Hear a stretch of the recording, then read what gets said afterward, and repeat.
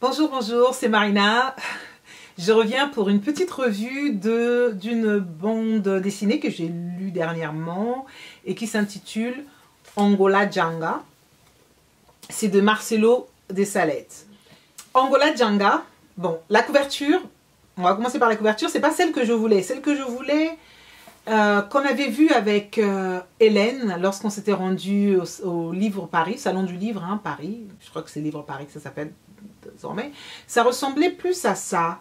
Il y avait cette femme et son homme sur la couverture et de toute façon, je vous mettrai en bas le lien de la vidéo et vous verrez, j'avais même fait un zoom sur ça. Donc j'avais eu un petit coup de cœur pour Angola Janga. Je l'ai acheté. Je l'ai lu. Il ressemble à ça, 400 et quelques pages. Hein. Il fait ce livre fait exactement 420 et quelques. Non, 430. 430, et c'est très important parce qu'à la fin, je vous le dis comme ça, hein, à la fin, c'est vraiment des espèces de cours d'histoire, beaucoup d'informations à lire pour vous enrichir. De quoi parle Angola Janga? C'est l'histoire de ces esclaves noirs du Brésil qui s'étaient échappés, qui avaient quitté leur maître pour aller s'établir dans la jungle, dans la forêt brésilienne, qu'ils maîtrisaient parfaitement. Et donc, les maîtres ne savaient pas comment les retrouver, ne savaient pas... Enfin, si, ils savaient qu'ils pouvaient aller les chercher là-bas, mais ils ne connaissaient pas la jungle aussi bien que ces gens-là. Donc, ils se sont organisés et ils sont devenus forts. Donc, l'objectif, après des maîtres, c'était de les détruire. Pour y arriver parfaitement, il va y avoir l'intervention de l'Église. Parce que, évidemment, la politique, le côté diviser pour mieux régner a toujours fonctionné. Ils vont promettre à certains la liberté, à d'autres l'émancipation, etc. pour parvenir en fait à diviser ces gens-là et à les récupérer en fait, pour les remettre à leur service indirectement. En fait, ils vont créer une autre forme d'esclavage.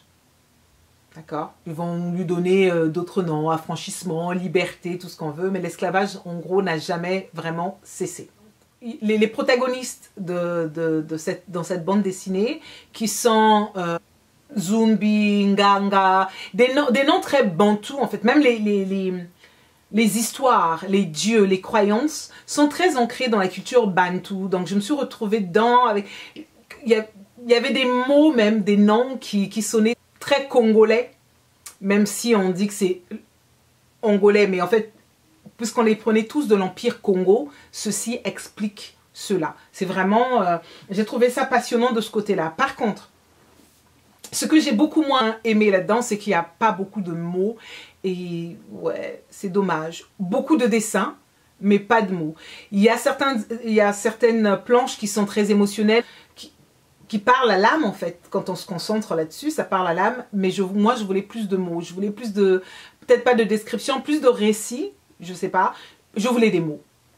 D'accord? Les dessins eux-mêmes ne suffisaient pas. Et les dessins sont simples. Je ne leur ai pas trouvé quoi que ce soit d'extraordinaire. Ils sont en noir et blanc. Ok?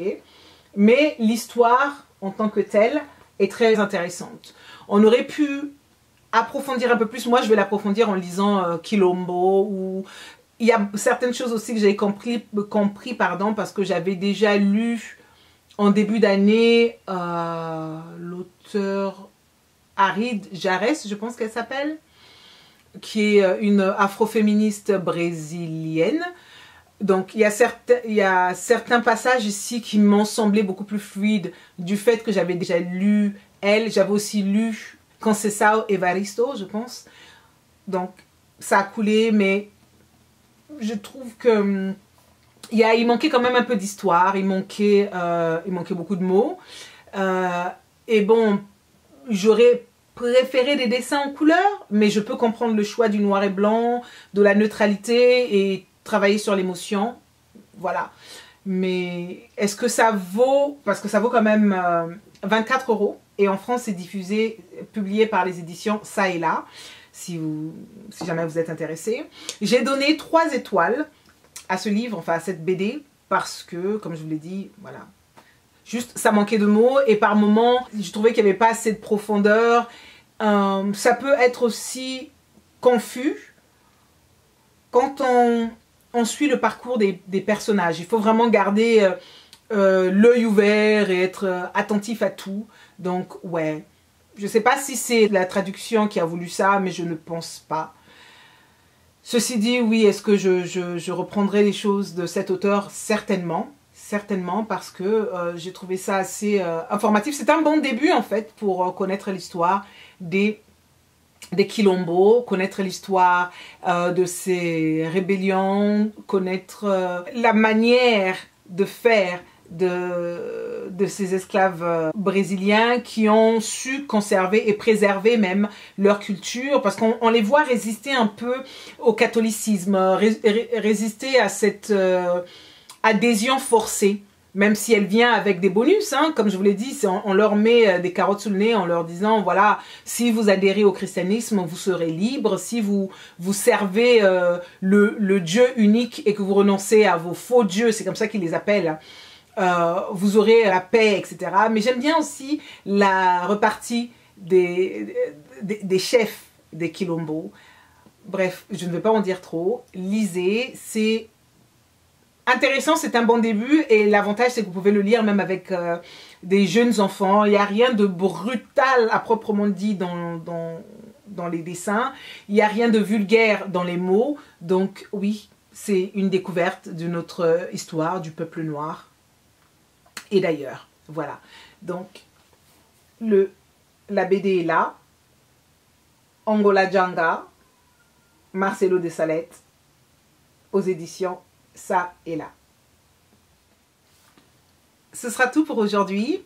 Et je vous retrouve dans une autre vidéo. Bye bye.